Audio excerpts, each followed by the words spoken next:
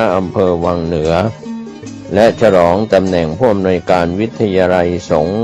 นครลำปางพร้อมทั้งฉลองเสนาสนะศาลาปฏิบัติธรรมห้องน้ำณวัดบรรพตสถิตอำเภอเมืองลำปางจังหวัดลำปางตรงกับวันอาทิตย์ที่28มกราคมพุทธศักราช2567วันอาทิตย์ที่28มกราคมช่วงเช้า9:30 นาทีพุทธศาสนิกชนญาติโยมคณะศรัทธาสาธุชนทั้งหลายพร้อมกันณศาลาปฏิบัติธรรมวัดบรรพตสถิตผู้ว่าราชการจังหวัดลำปางประธานในพิธีจุดธูปเทียนบูชาพระรัตนตรัยและแขกผู้มีเกียรติจำนวน7 ท่านจุดเทียนที่แท่นสัตบัญเจ้าหน้าที่อาราธนาศีลประธานสงฆ์ให้ศีลพระมหานพดลสุวรรณเมธีเจ้าคณะอำเภอวังเหนือเจ้าอาวาสวัดบรรพตสถิตและผู้อำนวยการวิทยาลัยสงฆ์นครลำปางถวายธูปเทียนแพเครื่องสักการะแด่พระมหาเถระผู้เป็นประธานในพิธีนายชัชวาลฉายบุตรผู้ว่าราชการจังหวัดลำปางประธานในพิธีถวายธูปเทียนแพเครื่องสักการะแด่พระมหาเถระผู้เป็นประธานในพิธีประธานพิธีฝ่ายคฤหัสถ์อ่านตราตั้งเจ้าคณะอำเภอวังเหนือผู้อำนวยการสำนักงานพระพุทธศาสนาจังหวัดลำปางอ่านคำสั่งมหาวิทยาลัยแต่งตั้งผู้อำนวยการวิทยาลัยสงฆ์นครลำปางพระสงฆ์ทรงสมณศักดิ์เจริญชัยมงคลคาถาเจ้าหน้าที่อาราธนาพระปริตพระมหานพดลสุวรรณเมธีเจ้าคณะอำเภอวังเหนือเจ้าอาวาสวัดบรรพตสถิตผู้อำนวยการวิทยาลัยสงฆ์นครลำปางและแขกผู้มีเกียรติถวายจตุปัจจัยเครื่องไทยธรรมแด่พระสงฆ์ในพิธีตามลำดับพระเทพเวทีเจ้าคณะภาค6กล่าวสัมโมทนียกถาพระสงฆ์อนุโมทนากรวดน้ำรับพรคณะศิษยานุศิษย์อุบาสกอุบาสิกาศรัทธาญาติโยมเข้าถวายสักการะมุทิตาจิตแด่พระมหานพดลสุวรรณเมธีเป็นอันเสร็จพิธีเวลา 11 นาฬิกาถวายภัตตาหารเพลแด่พระสงฆ์สามเณรและเชิญแขกผู้มีเกียรติร่วมรับประทานอาหารเป็นกำหนดการพิธีฉลองตาตั้งเจ้าคณะอำเภอวังเหนือฉลองตำแหน่งผู้อำนวยการวิทยาลัยสงฆ์นครลำปางพร้อมทั้งฉลองเสนาสนะของวัดบรรพตสถิตอำเภอเมืองลำปางจังหวัดลำปางตรงกับวันอาทิตย์ที่28มกราคมพุทธศักราช2567ช่วงเช้า 9 นาฬิกาเป็นต้นไปทีมงานถ่ายทอดเสียงของวัดฝายหินตำบลสุเทพอำเภอเมืองเชียงใหม่จังหวัดเชียงใหม่โดยการนำของพระครูสมุวิศวัตรวรกิจโจผู้อำนวยการสถานีวิทยุเพื่อการศึกษาและวัฒนธรรม FM 104.50 เมกะเฮิรตซ์ถ่ายทอดตลอดช่วงพิธีจนแล้วเสร็จงานก็เป็นข่าวสารเพื่อการประชาสัมพันธ์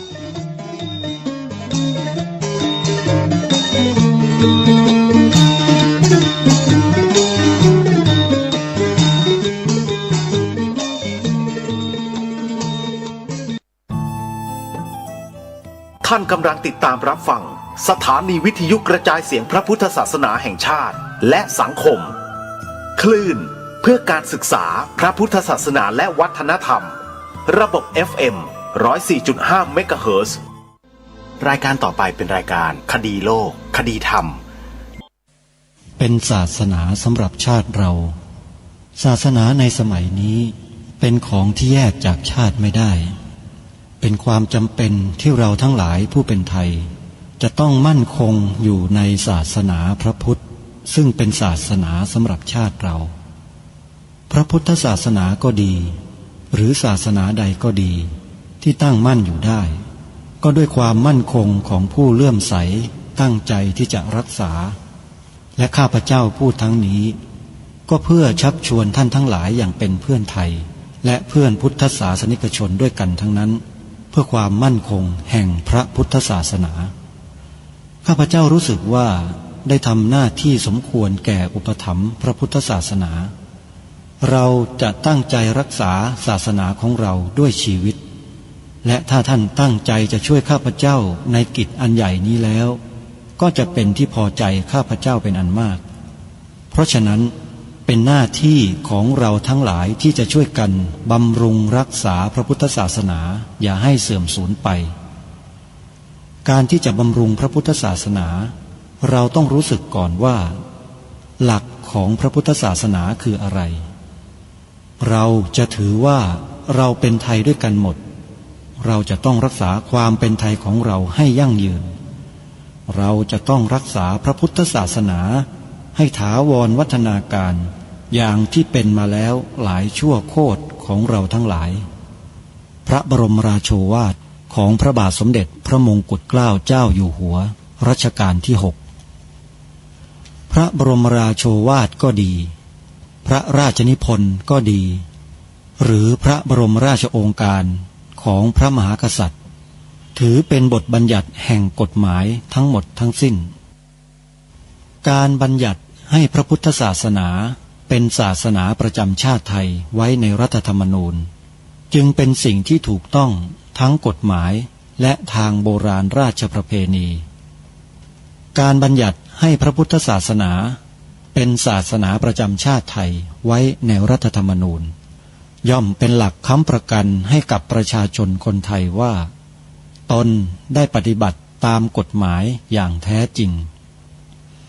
การบัญญัติให้พระพุทธศาสนาเป็นศาสนาประจำชาติไทยไว้ในรัฐธรรมนูญ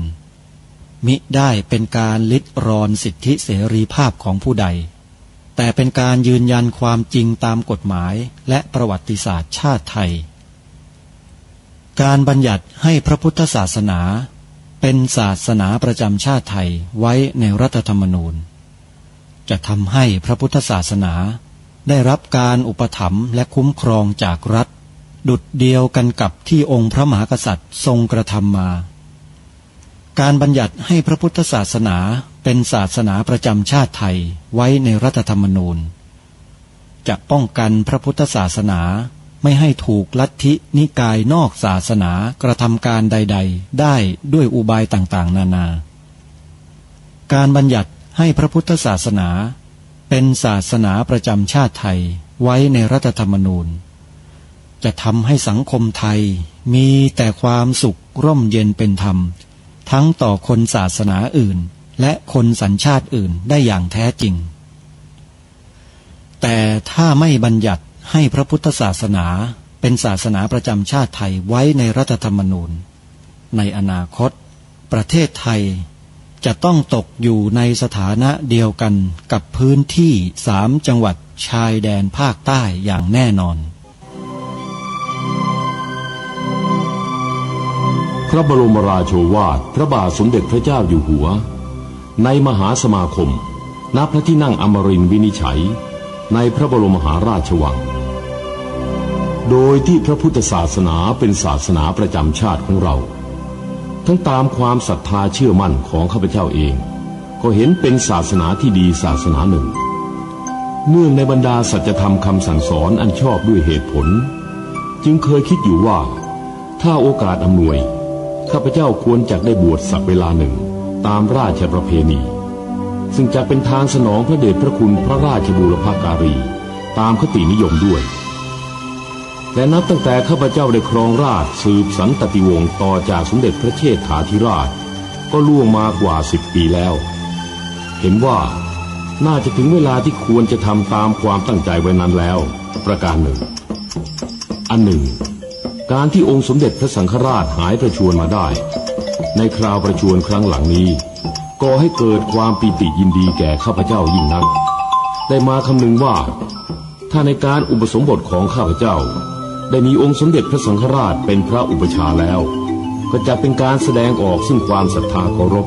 ในพระองค์ท่านของข้าพเจ้าได้อย่างเหมาะสมอีกประการหนึ่งจึงได้ตกลงใจที่จะบรรพชาอุปสมบทในวันที่22 เดือนนี้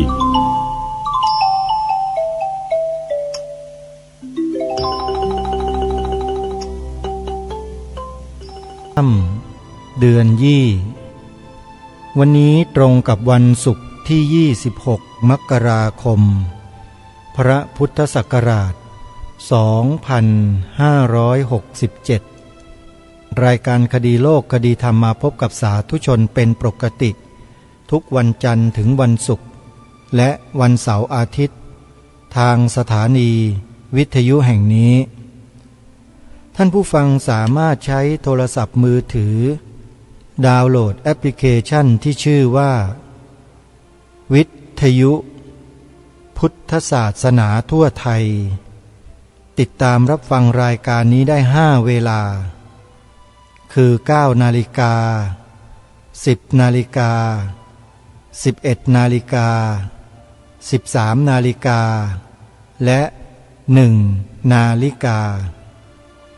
แอปพลิเคชันนี้รวบรวมสถานีวิทยุพระพุทธศาสนาแห่งชาติไว้ในที่เดียวกัน45 สถานีทั่วไทยท่านสามารถเลือกเปิดรับฟังสถานีใดก็ได้และสามารถรับฟังได้ตลอด24 ชั่วโมงรายการคดีโลกคดีธรรมวันนี้ขอประชาสัมพันธ์เชิญชวนสาธุชนร่วมงานปฏิบัติธรรมอีกครั้งหนึ่งซึ่งจัดขึ้นเป็นประจำทุกปีณวัดไตรสิกขาทลามละตารามที่บ้านฝางตำบลแพทย์อำเภอคำตากล้าจังหวัดสกลนคร งานนี้ชื่องานว่าวันนัดพบผู้ใฝ่ธรรมงานวันนัดพบผู้ใฝ่ธรรมเป็นกิจกรรมที่ท่านพระอาจารย์สมภพโชติปัญโยเป็นผู้ริเริ่มตั้งแต่ครั้งแรกเกิดขึ้นณวัดนิพเพทพลารามอยู่ในตำบลเดียวกันแล้วหลังจากที่ท่านพระอาจารย์ได้ขยายพื้นที่เผยแผ่ธรรมมาอยู่ในวัดไตรสิกขาทลามละตาราม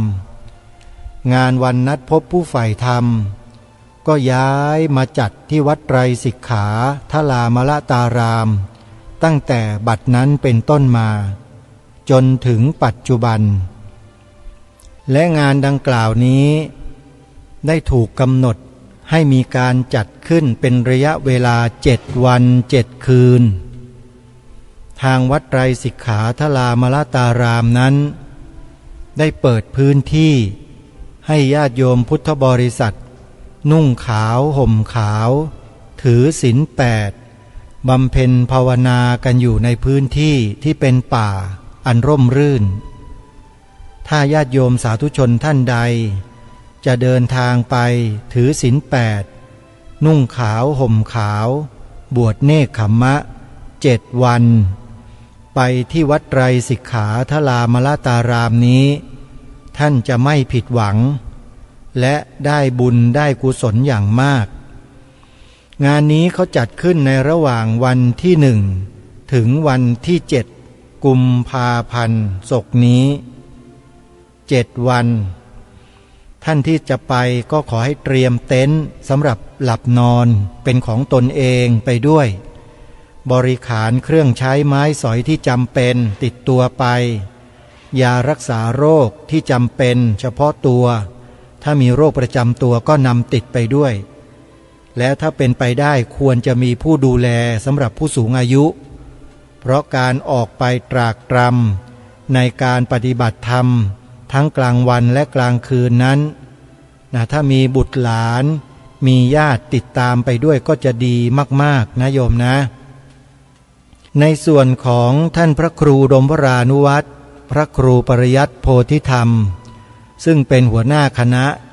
ก็จะได้นำพาคณะญาติธรรมไปร่วมกิจกรรมที่วัดไตรสิกขาทลามละตารามนี้ในวันเสาร์ที่3 กุมภาพันธ์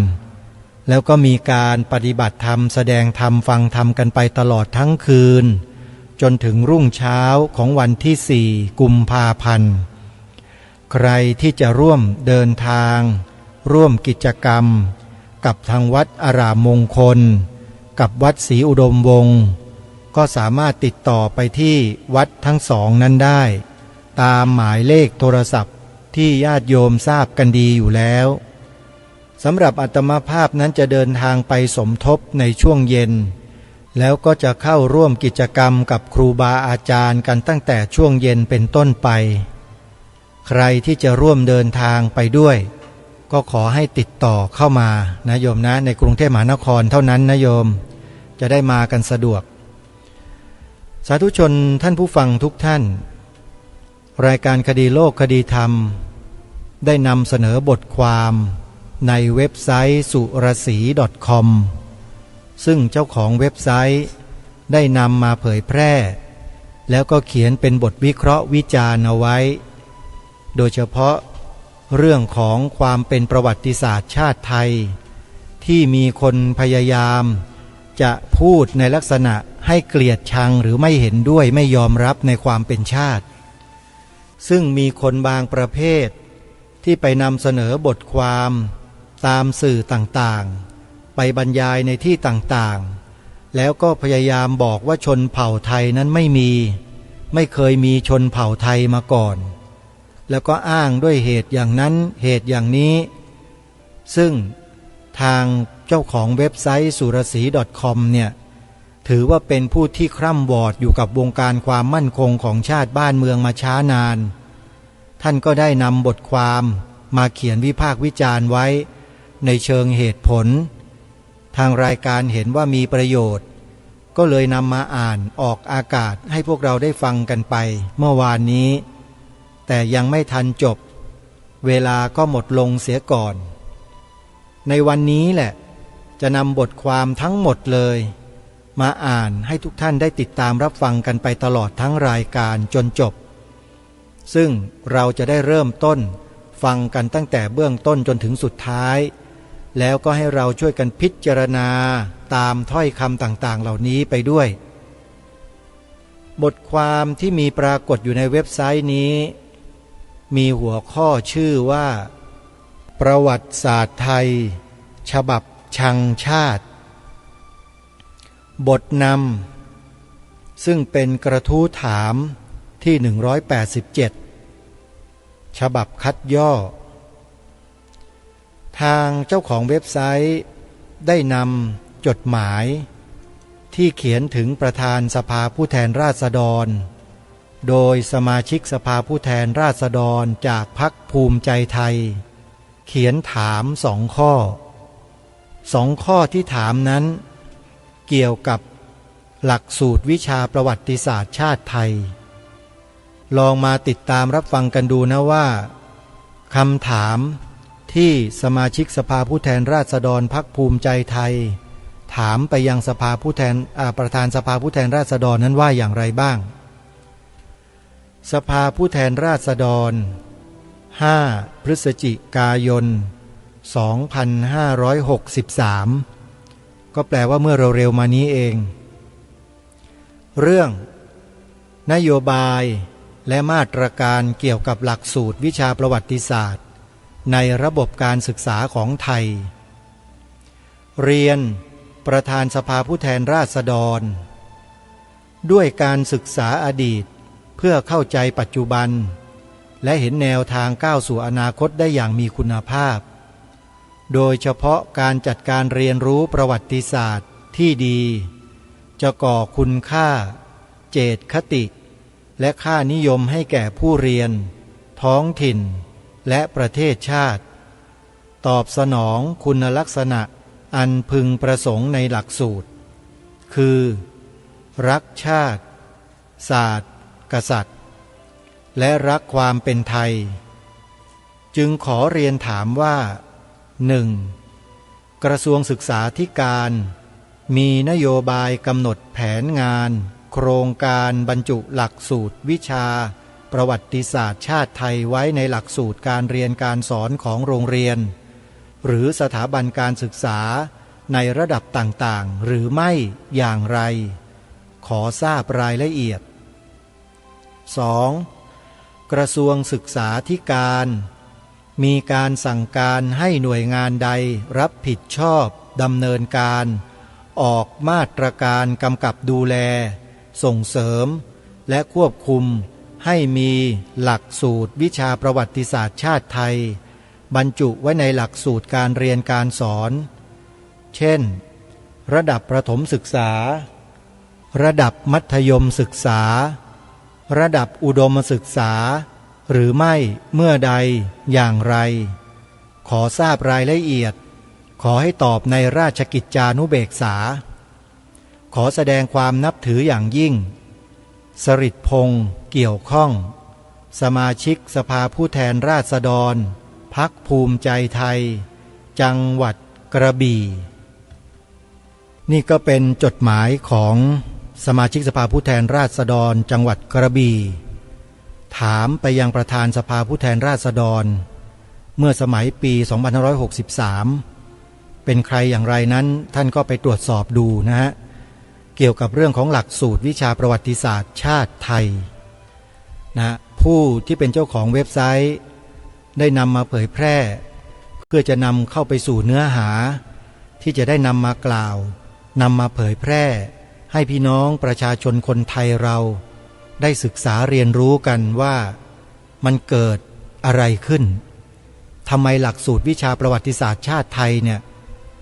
จึงถูกคนพยายามที่จะไม่ให้เข้าไปมีส่วนสำคัญในการรักษาชาติบ้านเมืองรักษาอุดมการณ์ของชาติบ้านเมืองไว้เหมือนดั่งแต่ก่อนทำไมจึงไม่มีเพราะอะไรอันนี้เป็นสิ่งที่น่าสนใจท่านผู้ฟังเป็นสิ่งที่เราควรจะศึกษาเรียนรู้กันรายการคดีโลกคดีธรรมพยายามที่จะหาข้อมูลเหล่านี้เนี่ยมานำเสนอให้พวกเราคนไทยนั้นได้ทราบถึงความเคลื่อนไหวความเป็นมาเป็นไปในระบบของการบ้านการเมืองในบางแง่บางมุม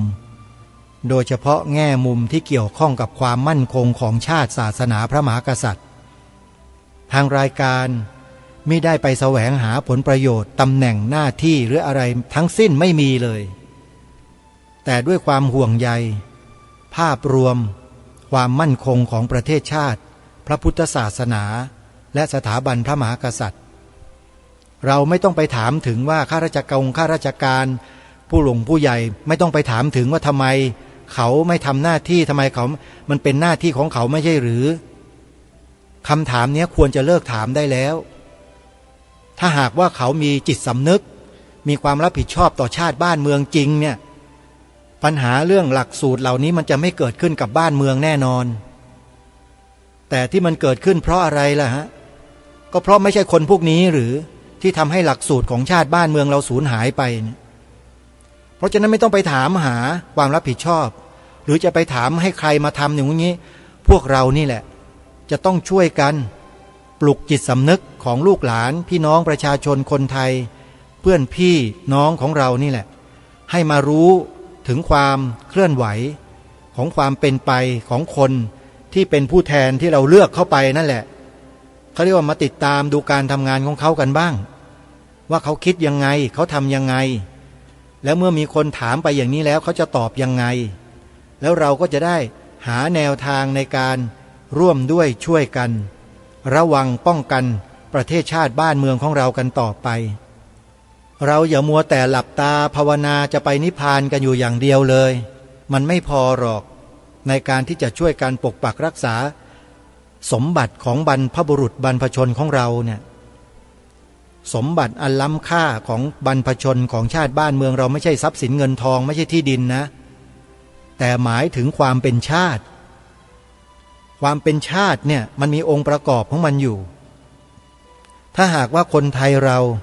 ไม่มีความรู้ไม่มีความเข้าใจเรื่องเหล่านี้ซึ่งเป็นเรื่องพื้นฐานของประเทศชาติบ้านเมืองเนี่ยเรามันก็แย่เหลือเกินแล้วนะพวกเราคนไทยเนี่ยแย่มากเมื่อรู้ตัวว่าแย่ยังดีนะแต่บางคนเนี่ยไม่ยอมรับว่าตัวเองแย่แล้วยังมาเถียงกลับอีกด้วยนะไอ้คนพวกเนี้ยมันก็มีอยู่นะคนที่เขารู้ข้อมูลรู้ปัญหาพยายามที่จะมาเรียกร้องมาเชิญชวนให้พวกเราได้ร่วมด้วยช่วยกันปกป้องรักษาแก้ไขปัญหาให้ถูกต้องแต่กลับมาบลูรี่บ้างมาอะไรต่างๆมากมายในลักษณะต่อต้านคัดค้านแสดงความอาฆาตมาตร้ายต่างๆเนี่ยถามว่ายังเป็นคนอยู่หรือเปล่าคนพวกนี้ขออภัยนะท่านผู้ฟังที่ถามแรงๆ มันน่าสงสัยว่ายังเป็นคนไทยกันอยู่หรือเปล่าอันนี้เป็นสิ่งที่เรายอมไม่ได้นะให้มันเกิดขึ้นในบ้านในเมืองของเรานะถ้าหากว่าคนไทยกันเองอยู่ในประเทศเดียวกันเองแต่กลับมาขัดแย้งมาโต้แย้งมามีความคิดเห็นที่แตกต่างแตกแยกกันในเรื่องเหล่านี้แล้วเนี่ยอาตมาภาพคิดว่าบ้านเมืองเรานี่ไม่ปกติแล้วนะไม่ปกติแล้วนะและเมื่อมันเป็นอย่างนี้แล้วเนี่ยเราจะมาปล่อยให้เหตุการณ์มันเป็นไปโดยที่เราไม่แก้ไขกันเนี่ยมันไม่ใช่แล้วนะมันไม่ใช่เลยอะเมื่อมันเกิดเหตุการณ์ลักษณะเช่นนี้ขึ้นเราต้องมาดูว่าต้นสายปลายเหตุมันมาจากอะไรแล้วหนทางที่จะนำไปสู่การแก้ปัญหานั้นมันคืออะไรเดี๋ยวเราลองมาฟังกันต่อสิว่าเจ้าของเว็บไซต์ดังกล่าวเนี่ยได้มีคำอธิบายขยายความแล้วนำประเด็นอะไรบ้างมานำเสนอต่อพวกเราในฐานะที่เราเป็นผู้ที่อยู่วงนอกเราจะไม่ค่อยรู้เรื่องวงในกับเขาสักเท่าไหร่หรอกคนที่เขาอยู่วงในอย่างเจ้าของเว็บไซต์นี้เนี่ยเขารู้แล้วเขาก็นำมาเปิดเผยพวกเราก็มาศึกษาหาอ่านกันแต่ถ้าไม่มีเวลาทางรายการก็ถือว่าเป็นหน้าที่ที่จะต้องนำมาเผยแพร่ให้พวกเราได้รู้ร่วมกันด้วยพี่น้องไทยเจ้าของประเทศจะนำพาชาติไทยรอดหรือไม่นี่คือหัวข้อคำถามของเจ้าของเว็บไซต์นี้ตั้งขึ้นมาว่าพี่น้องไทยเจ้าของประเทศจะนำพาชาติไทยรอดหรือไม่อ่านทุกตัวอักษรฟังและดูทุกวิดีโอแล้วทำความเข้าใจคำว่าอัตลักษณ์ไทยจึงจะนำพาชาติไทยรอดจากมือมารมีคำว่าอัตลักษณ์ไทยเข้ามาแล้วแปลว่าคำว่าอัตลักษณ์ไทยเนี่ยถูกนำไปใช้ในทางที่ผิดเจ้าของเว็บไซต์นี้จึงได้นำคำว่าอัตลักษณ์ไทยมาเป็นตัวชูโรงในการอธิบายความต่อไปลองมาฟังกันดูนะกว่าจะเป็นอัตลักษณ์ไทยต้องผ่านการต่อสู้กับอริราชศัตรูสร้างและสะสมบ่มจนเป็นหนึ่งเดียวผ่านความขัดแย้งก้าวสู่ความปรองดองอยู่ร่วมกันอย่างมีความสุขเช่นทุกวันนี้ประสบการณ์ที่ผ่านมาถูกบันทึกไว้ในประวัติศาสตร์ทั้งหมดจะตรงหรือไม่ตรงถูกต้องหรือไม่มิใช่เป็นเรื่องสำคัญเพราะเราเกิดไม่ทันกันทุกๆคนแต่เรารับรู้ในความเป็นพี่น้องร่วมสร้างชาติมาด้วยกันไม่ทะเลาะกันก็พอแล้วที่ผ่านมาเรากำลังจะสูญเสียอัตลักษณ์เพราะเราขาดความระมัดระวังอยากได้สิ่งใหม่แต่ทำลายสิ่งเก่าโดยไม่รู้เท่าทันเราจะจัดตั้งองค์กรเพื่อทำอะไรก็ตามเราไม่สามารถทำงานเพียงคนเดียวและดูแลได้ทั่วถึงเราจะต้องจัดหาว่าจ้างคนมาช่วยบริหารดูแลถ้าเราไม่มีความรู้เท่าเทียมและเท่าทันผู้บริหารเหล่านั้นเมื่อผู้บริหารหรือลูกจ้างเหล่านั้นรู้ลู่ทางดีกว่านายจ้างมันก็โกงและปั้นเรื่องหลอกเรา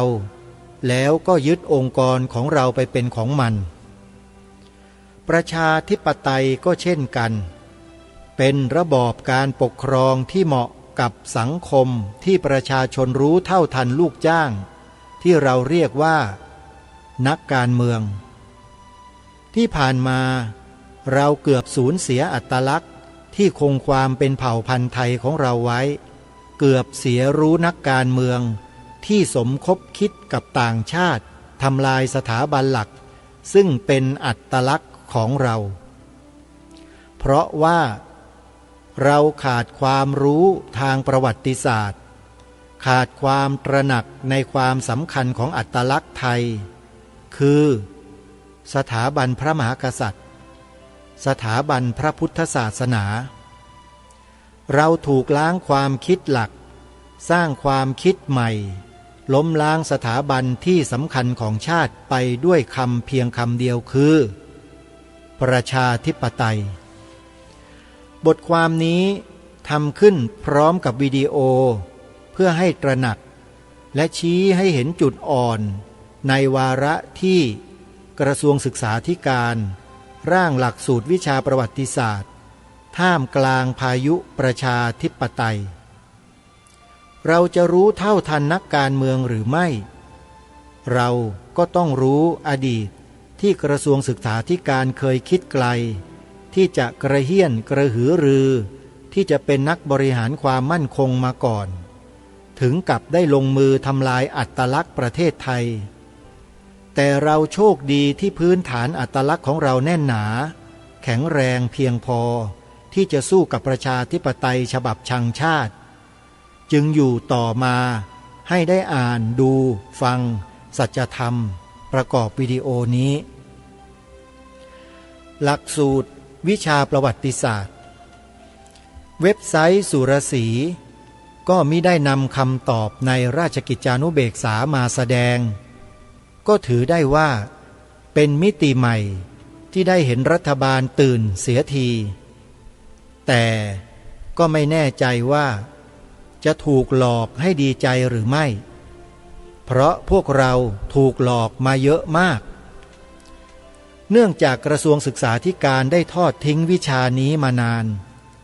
แต่วิชาประวัติศาสตร์ได้ดำเนินตัวมันเองไปไม่หยุดผ่านสื่อในรูปแบบละครโทรทัศน์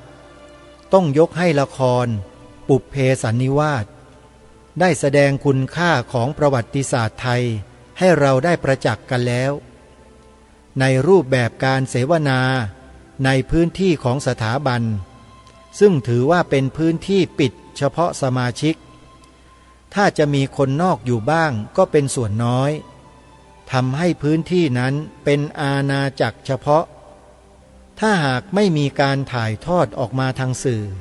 และมิได้พิจารณาประเด็นที่อ่อนไหวในด้านความมั่นคง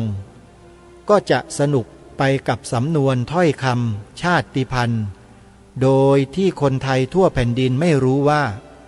ประเทศชาติกำลังถูกยำจนเละเทะไปเท่าไหร่แล้ว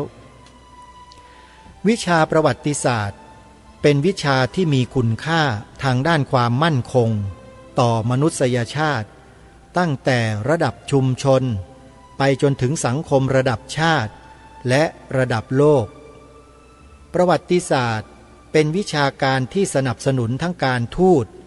การอ้างถึงเพื่อทำสงครามหรืออ้างอิงใน UN เพื่อหยุดสงครามโลกและแบ่งแยกดินแดนสำคัญที่ว่าผู้บริหารและผู้พิทักษ์แผ่นดินเช่นนักศึกษาและประชาชนจะมีจิตวิญญาณตระหนักรู้สักแค่ไหนการเรียนรู้ที่มีของแถมก่อนอื่นต้องรู้ที่มาว่าวิดีโอชุดนี้บรรยายในหัวข้อประวัติศาสตร์ปัตตานีโดยคุณสุจิตวงศ์เทศตอนที่1ถึงตอนที่4บรรยายที่มหาวิทยาลัยสงขลานครินทร์จังหวัดปัตตานีเมื่อวันที่15ถึง16มิถุนายน2555การบรรยายครั้งนี้เป็นการบรรยายในพื้นที่รั้วมหาวิทยาลัยที่วิทยากรผู้บรรยายปล่อยภาษาลูกพ่อขุนออกมาเต็มที่ยกเอาวัฒนธรรมอะไรๆที่ตนถนัดมาใช้เหมือนกับอยู่เป็นพื้นที่ที่ได้ปลดปล่อยเรียบร้อยแล้วตอนที่5เป็นการถ่ายทำและมีการบรรยายประกอบวิดีโอเพื่อการถ่ายทำนอกสถานที่มิใช่ในรั้วมหาวิทยาลัยเหมือนตอนที่1ถึง4วิดีโอชุดนี้มีคุณเหลือหลายทำให้เราได้ประจักษ์ชัดเจนว่าวิชาประวัติศาสตร์ เป็นวิชาที่ใช้เพื่อความสามัคคีสร้างความสงบภายในชาติแล้วยังสามารถสร้างความชังชาติได้อย่างมีประสิทธิผลอีกด้วยดังนั้นเพื่อมิให้ท่านผู้ฟังช็อกจึงได้ตัดสั้นมาให้ได้รับฟังเพียงเพื่อรู้แต่มีคุณค่ามหาศาลในการนำไปใช้เพื่อฝึกจิตอย่างดีเยี่ยมได้เรียนรู้เทคนิคการใช้วาทะในการทำให้ประชาชนในชาติชังชาติของตัวเองและเรียนรู้ธรรมะเป็นของแถมดังคำว่าในเมื่อประวัติศาสตร์เป็นเรื่องของความได้เปรียบในด้านอัตลักษณ์และอธิปไตยซึ่งมีผลต่อการอ้างอิงต่อ UN และยุติธรรมโลกและเชื่อได้อย่างไรว่ากระทรวงศึกษาธิการผู้ยัดเยียดวิชาศาสนาอิสลามเข้าในหลักสูตรจะไม่หลงกลปรับแต่งวิชาประวัติศาสตร์ให้สูญเสียความลำดับเนื้อหาโดยสรุปของวิดีโอทั้ง5ชุดมีดังนี้เนื้อหาสาระในเว็บไซต์สุรศรี .com สร้างขึ้นมาเป็นตำราเพื่อวิชาการโดยยึดอุดมการณ์ความรู้เท่าทันของประชาชนคือทางรอดของแผ่นดินหวังว่าประชาชนเพื่อนร่วมชาติจะนำความรู้ไปใช้เป็นประโยชน์เพื่อความมั่นคงของชาติ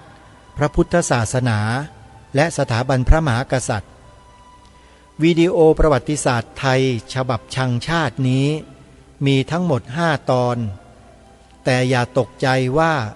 คงจะต้องใช้เวลายาวนานสักกี่ชั่วโมงกว่าจะดูจบขอเรียนว่ามีเนื้อหาดังลำดับได้ต่อไปนี้ตอนที่1เรื่องความเป็นไทยกับความเป็นมนุษย์ตอนที่2เรื่องวัฒนธรรมไทยพุทธธรรมสอนโลกตอนที่3เรื่องมีมารยาทมีน้ำใจไม่เห็นแก่ตัวคืออัตลักษณ์ไทยตอนที่4เรื่องพงศาวดารชังชาติฉบับแฟรงเกนสไตน์ตอนที่5เรื่องชังชาติศาสนาเถื่อนนี่เป็นหัวข้อของวิดีโอนะซึ่งถ้าหากว่าท่านใดสนใจที่จะเข้ามารับฟังวิดีโอฉบับชังชาติตามที่เจ้าของเว็บไซต์สุรศรี .com ท่านได้กล่าวถึงท่านก็เปิดดูในเว็บไซต์ของสุรศรี .com ได้เลยจะมีแถบสถานะของชื่อนะกิจกรรมนะอยู่ด้านขวามือสุดนะท่านให้ท่านไปลงไปดูด้านล่างนะโยมด้านขวามือเขาจะมีคำว่าเรื่องที่มีผู้อ่านมากที่สุดแล้วก็มีเรื่องที่ปรากฏอยู่เป็นตัวสีน้ำเงินว่าประวัติศาสตร์ไทยฉบับชังชาติเข้าไปดูตรงนั้นได้เลยนะฮะทีนี้มาดูคำอธิบายต่อวิดีโอดังกล่าวที่ผู้เขียนได้อธิบายไว้ดังนี้ว่าจากการใช้คำประนามการสอนวิชาประวัติศาสตร์ไทยในหลักสูตรของกระทรวงศึกษาธิการว่าคนไทยมาจากภูเขาอันไตเป็นการโกหกคนไทยทั้งประเทศเป็นการใช้คำในเชิงสบประมาทหรือด้อยค่าปัญญาไทยเสียมากกว่าจะใช่หรือไม่จริงหรือไม่จริงก็เป็นการตำหนิทั้งพวงตั้งแต่ปราชญ์ผู้เขียนตำราจนกระทั่งครูผู้สอนที่กระทรวงศึกษาธิการกำหนดไว้ในหลักสูตรเมื่อได้สังเกตต่อเนื่องในหลายๆวิดีโอจากการบรรยายของนายสุจิตวงศ์เทศก็เห็นได้ว่าเป็นนิสัยของนายสุจิตที่ใช้คำพูดเยี่ยงนี้มาตลอดต้องมีสติและตระหนักให้มากเมื่อมาพูดรับใช้แขกที่มหาวิทยาลัยสงขลานครินทร์ปัตตานีซึ่งเป็นพื้นที่เปราะบางต่อความมั่นคงในบทนี้เป็นเรื่องที่ให้สติคุณสุจิตที่มุ่งเอาใจผู้ว่าจ้างเช่นความเป็นไทยมีขึ้นจากการผสมผสานทางเผ่าพันธุ์ และทางสังคมวัฒนธรรมหลากหลายทั้งจีนอินเดียลาวมอญเขมรมาลายูและมีมุสลิมด้วยเผ่าพันธุ์ที่ได้กล่าวถึงมีอยู่จริงอยู่ใกล้ๆไทยเรานี่แหละไม่เกี่ยวกับมุสลิมเพราะไม่ว่าศาสนาใดๆเมื่อผสมกับมุสลิมจะถูกบังคับให้เปลี่ยนเป็นมุสลิมทั้งหมดดังนั้นคุณสุจิตควรจะแยกเผ่าพันธุ์ออกจากศาสนาได้ไม่ยากเลย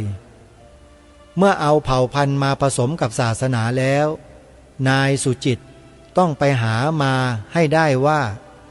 คำว่าฟาตอนีมาจากเผ่าพันธุ์ไหนผสมกับเผ่าพันธุ์ไหนความหมายของฟาตอนีเชื่อว่าความหมายของฟาตอนีนายสุจิตวงศ์เทศคงจะหาได้จากรั้วของมหาวิทยาลัยมอ.ปัตตานีสำคัญที่ว่าได้ความจริงมาหมดหรือไม่เป็นอีกเรื่องหนึ่งขณะเดียวกันผมขอเสนอความจริงอีกมุมหนึ่งดังนี้ลองมาฟังผู้เขียนเว็บไซต์นี้นะฮะเขามีความคิดเห็นอย่างไรท่านผู้ฟังนี่ก็เป็นบทความอีกช่วงหนึ่งที่ทางรายการได้นำมาจากเว็บไซต์สุรศรีหะ .com ซึ่งมีเผยแพร่อยู่ในโลกโซเชียลเน็ตเวิร์กเป็นข้อมูลที่ดีมากน่าสนใจน่าศึกษาเรียนรู้ผู้ที่นำเสนอบทความข้อมูลต่างๆที่มีปรากฏอยู่บนผืนแผ่นดินไทยของเรานำมาตีแผ่ในวงกว้างเพื่อหวังให้พี่น้องประชาชนคนไทยเรานั้นได้ตื่นรู้กับสถานการณ์บางอย่างที่คนไทยส่วนมากอ่านเกมเขาไม่ออกแต่เจ้าของเว็บไซต์คนนี้อ่านออกทุกเกมขอบอกท่านผู้ฟังเลยว่าคนนี้อ่านออกทุกเกมเลยแล้วก็มีการนำเสนอดักคอได้อย่างชะงัดชะงันดีเหลือเกินนายสุจิตหรืออะไรเนี่ยมันสักครู่นี้อาตมาก็ไม่รู้จักหรอกที่เป็นคนไปบรรยายเรื่องประวัติศาสตร์ฉบับชังชาติอย่างที่เจ้าของเว็บไซต์ท่านกล่าวเนี่ยคนนี้อาตมาภาพเคยเปิดฟังดูบ้างแต่ฟังไม่ทันได้ถึงนาทีหรอกก็ต้องปิดทิ้งเพราะมันไร้สาระและไม่เป็นประโยชน์คนนี้พยายามที่จะนำเสนอเพื่อบิดเบือนประวัติศาสตร์ของชาติบ้านเมืองของเราอยู่ตลอดเวลาอาตมาภาพเองก็เกิดข้อสงสัยขึ้นมาว่าทำไมทางการจึงปล่อยให้คนประเภทนี้เนี่ยมาปลุกระดมคนให้เข้าใจและเห็นภาพประวัติศาสตร์ของชาติบ้านเมืองแบบผิดอยู่อย่างนี้ได้ตลอดทำไมจึงไม่จัดการก็เกิดข้อสงสัยขึ้นมาแล้วข้อสงสัยนี้ก็นำไปสู่คำถามในรายการคดีโลกคดีธรรมมาหลายครั้งแล้วว่าหน่วยงานความมั่นคงเนี่ยของประเทศไทยเนี่ยยังมีอยู่หรือเปล่าถ้ายังมีอยู่แล้วไม่รู้เลยหรือว่าไอ้นายสุจิตคนเนี้ย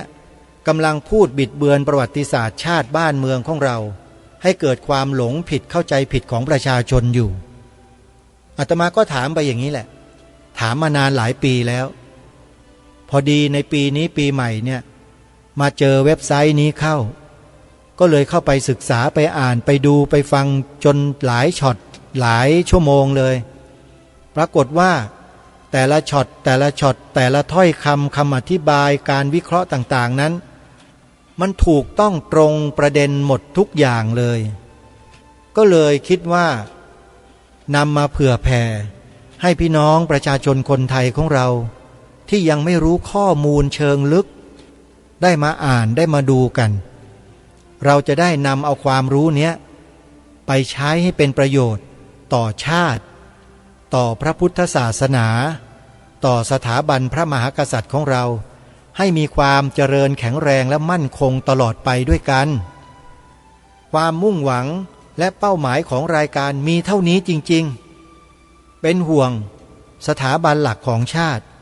จะถูกบ่อนแซะและทำลายด้วยคนประเภทนี้นี่แหละคนที่เจ้าของเว็บไซต์นี้กล่าวถึงนั่นแหละแล้วทำทุกวันทำตลอดแปลว่าน่าจะมีแรงจูงใจอะไรสักอย่างหนึ่งที่ทำให้คนนี้ทุ่มเททั้งชีวิตเพื่อทำลายชาติไทยของเราอยู่ ท่านผู้ฟังทุกท่านรายการคดีโลกคดีธรรมนั้นถ้ารู้ข้อมูลอะไรที่เป็นเชิงประจักษ์แล้วจะไม่เก็บเอาไว้แต่เพียงคนเดียวหรอกจะต้องนำมาบอกพี่น้องคนไทยของเราให้รับรู้รับทราบร่วมกันเพราะฉะนั้นเมื่อโอกาสมีแล้วข้อมูลพร้อมแล้วขอให้พวกเราเนี่ยได้ใช้โอกาสนั้นเข้ามาศึกษาเรียนรู้ข้อมูลดังกล่าวนี้เถอะแล้วท่านจะรู้อะไรมากกว่าที่ท่านเคยรู้มาเยอะเลยแล้วเป็นข้อมูลที่เชื่อถือได้แน่นอนเพราะผู้ที่นำเสนอเว็บไซต์สุรศรี .com นี้ฟังข้อมูลฟังคำพูดฟังคำอธิบายความเปรียบเทียบเชิงประจักษ์แล้วเนี่ยนะบอกได้เลยว่าเขาเป็นคนเสียสละเป็นคนรับผิดชอบต่อชาติบ้านเมืองจริงอาตมายืนยันเลยว่าจริงนะพออ่านบทความเขาแล้วนี่รู้เลยว่าเขามีแนวความคิดในใจของเขาอย่างไรนะลองมาศึกษากันดูนะโยมนะ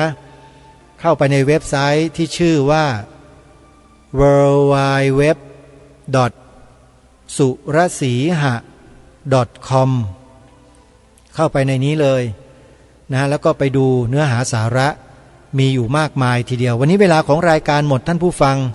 เดี๋ยวถ้ามีข้อมูลเพิ่มเติมใดๆจะนำมาเสนอต่อในวันพรุ่งนี้วันนี้ต้องขอสมมุติยุติรายการไว้เพียงเท่านี้พบกับรายการได้ใหม่ในวันต่อไปขอความสุขความสวัสดีในธรรมแห่งองค์สมเด็จพระบรมศาสดาสัมมาสัมพุทธเจ้าจงปรากฏเกิดมีขึ้นในจิตใจของท่านผู้ฟังทุกท่านทุกคนเทินขอเจริญพร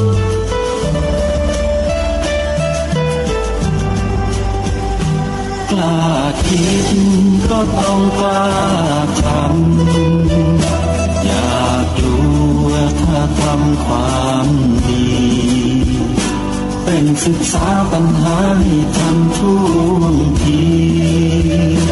เมืองไทยจะพัฒนากว่านี้รายการดีคดีโลกคดี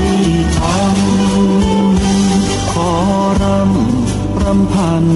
บรรยายความคิดเครื่องหมายแห่งสีทั้งสามงามถนัดขาวคือบริสุทธิ์สีสวัสดิ์หมายพระไตรรัตน์และธรรมะคุ้มจิตไทยแดงคือโลหิตเราใสซึ่งยอมสละได้เพื่อรักษาชาติศาสนาน้ำเงินคือสีโสภาอันจอมประชาพระโปรดเป็นของส่วนองค์จับริ้วเข้าเป็นไตรรงค์จึงเป็นสีธงที่รักแห่งเราชาวไทยทหารอวตารนำไปยงยุทธวิชัยวิชิตก็ชูเกียรติสยามประเทศไทยที่เจริญมั่นคงมาได้จนถึงทุกวันนี้มิได้เกิดขึ้นจากความหวาดกลัวอย่างคลาดเขลาแต่บรรพบุรุษไทยของเราทุกยุคทุกสมัยล้วนแต่มีความกล้าหาญและชาญฉลาดปกป้องเอกราชสร้างชาติให้เกิดความมั่นคงโดยมีธงแห่งพระไตรรัตน์เป็นเครื่องนำชัยจึงเป็นที่มาที่ไปของรายการคดีโลกคดีธรรมกล้าคิดก็ต้องกล้าทำอย่ากลัวถ้าทำความดีเป็นศึกษาปัญหาให้ทันท่วงทีเมืองไทยจะพัฒนากว่านี้รายการดีคดีโลกคดีธรรมรายการดีคดีโลกคดีธรรม